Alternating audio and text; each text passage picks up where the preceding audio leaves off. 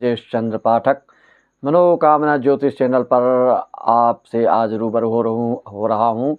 नया टॉपिक लेकर आया हूँ जो कि आपके प्रायः 60% कुंडलियों में जो दोष पाए जाते हैं वह प्रायः गुरु चंडाल दोष, विष कुंभ दोष, काल सर्प दोष आदि। बहुत कम लोग ऐसे हैं जो कि इससे बचे हैं, लेकिन यही योग किसी किसी के लिए योग कारक भी सिद्ध होता है ज्योतिष शास्त्र के वर्णनानुसार। तो उस हिसाब से आप देखिए, मैं आज एक एक करके इसके ऊपर विस्तृत व्याख्या करने जा रहा हूँ। लेकिन आज का सब्जेक्ट जो है, आज के जो पॉइंट हैं हमारे रहेंगे गुरु चंडाल दोष। इसके आपकी कुंडली में आप कहीं भी देखिए, अगर गुरु राहु युति या गुरु राहु समसप्तक एक दूसरे के सातवीं दृष्टि से देख रहे हों या किसी भी तरह से दोनों की दृष्टि संबंध हो रहे हों, तो ऐसे जातक को गुरु चंडाल दोष का प्रभाव जीवन में देखा जाता है। जब तक इसकी शांति, इसका उपाय, इसका परिहार, इसका निदान आप नहीं करते हैं, तब तक उस भाव से संबंधित आपको हमेशा चिंतित बनाए रखता है यह योग, और आप बिल्कुल बेचैन रहते हैं अंतर मन से। लेकिन वह जिसकी कुंडली में है वही इस चीज़ को समझता है। आपकी कुंडली में कहीं ऐसा तो नहीं कि गुरु राहु का युति है।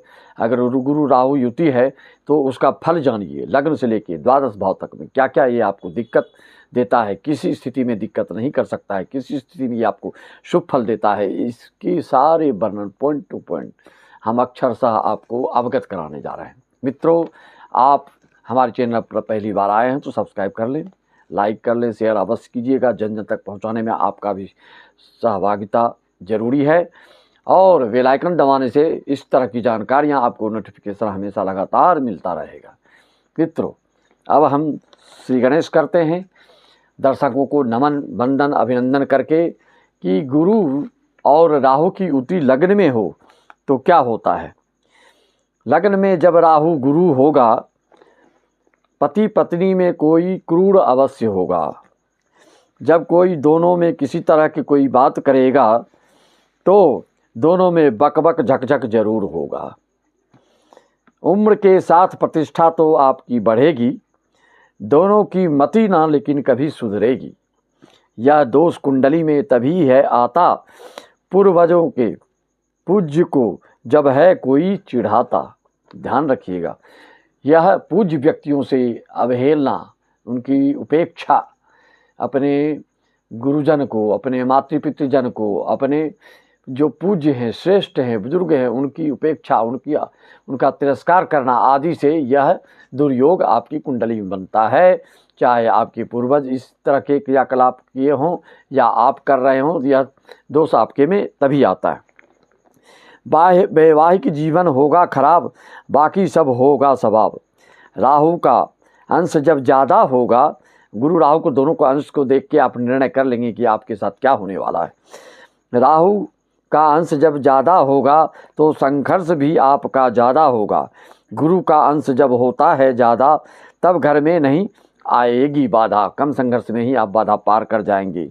उम्र के साथ जब कीर्ति बढ़ेगी, दोनों में फिर प्रीति बढ़ेगी। अगर ये गुरु और राहु की युति आपके द्वितीय भाव में, वाणी भाव में, धन भाव में, कुटुंब भाव में है, तब क्या होता है उसको देखिए। भाव द्वितीय जब राहु होता तो धन की बर्बादी होता, घर की बिक्री हो जाती है। ऐसी भी स्थिति होती है कि पैतृक संपत्ति को बेचना पड़ता है, घर की बिक्री हो जाती है, स्थिति व्यवसाय सुधर जाती है। राहु बल गड़बड़ा हुआ है तो संघर्ष भी बढ़ा रहेगा।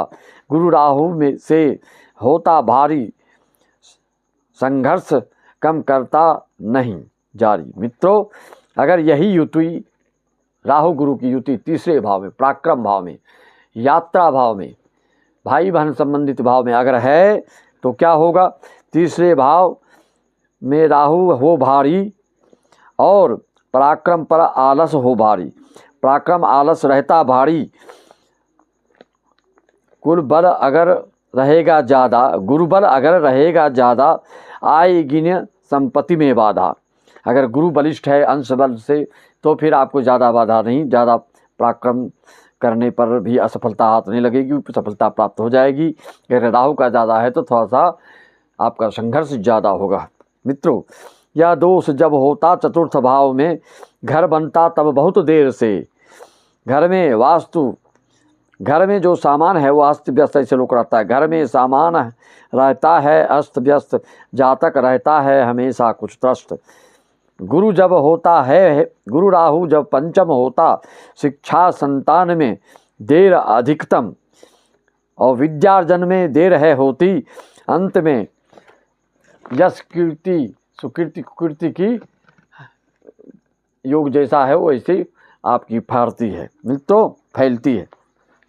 षष्ठम जब गुरु राहु होता और हासिल करता सब निज बाहु, ऐसा जातक अपने बाहुबल से, अपने बुद्धि बल से, अपने विवेक से, अपने युक्ति से बहुत कमाता है और जल्दी रोजगार प्राप्त करता है। स्वभाव है होता, ऐसे जातकों के यहाँ का शुभ होता गुरु राहु। षष्ठम में गुरु राहु की युति गुरु चंडाल दोष अच्छा माना गया है। सप्तम गुरु चंडाल दोष हो, साझेदारी व्यापार सफल हो। राहु गुरु से अगर सबल हो तो वैवाहिक ताण अधिक हो। अगर राहु ज़्यादा बलिष्ठ हो तो वैवाहिक जीवन में, दाम्पत्य जीवन में, साझेदारी में भी कुछ दिक्कत की संभावना बनती है, लेकिन संघर्ष के बाद आपको सफलता मिलेगी। यही योग अगर अष्टम भाव में, मृत्यु भाव में, गुप्त भाव में अगर रहता है तो क्या होता है? अष्टम में गुरु राहु होता, गुप्त रोग बेकाबू होता, रहस्यमयी विद्या है आती, निम्न घरों से पत्नी पाती। पंचम नवम अगर राहु हो, पितृ दोष का भार बहुत हो। अगर पंचम में गुरु राहु का दोष होता है तो ऐसे जातकों के घर में पितृ दोष माना जाता है, पितरों की उपेक्षा हुई होती है, तभी जाके आपकी कुंडली में गुरु राहु नवम भाव में बैठते हैं एक साथ गुरु चंडाल दोष बनाकर। गुरु के कारण भाग्य प्रबल हो, गुरु का बल राहु से अधिक हो। दशम में क्या फल देगा? गुरु चंडाल दोष, गुरु राहु। दशम का राहु राजा बनाता, अगर दशम का राहु राजा है बनाता, नौकरी में है बड़ा पद पाता। गुरु का अंश हो जाए कम, कर्म क्षेत्र में आए गम, फिर कुछ दिक्कत होगी। जातक में रहता भारी दम, क्रियाशील रहता हरदम। यह गुरु चंडाल दोष दशम भाव के फल है मित्रों। एकादश में जब यही योग हो, आय भाव में अगर ये है इनकम भाव में योग, तो क्या होगा आपके साथ? एकादश में जब यही योग हो, काम नंबर 2 का भी सही हो, 2 नंबर का काम ऐसे लोग को फलता फूलता है। पैतृक संपत्ति में तनाव हो, पूर्वज में भी यही सवाल हो। पूर्वज जो आपके हैं वो भी पैतृक संपत्ति के कारण लड़ाई झगड़ा झंझट केस मुकदमा आदि किए होते हैं, या आप वो करते रहते हैं और आपको भी करना पड़ता है उनकी संतानों को। राहु गुरु जब होता द्वादश, नींद है आती प्रतिपदा अमावस, ऐसे लोगों को नींद की शिकायत होती है।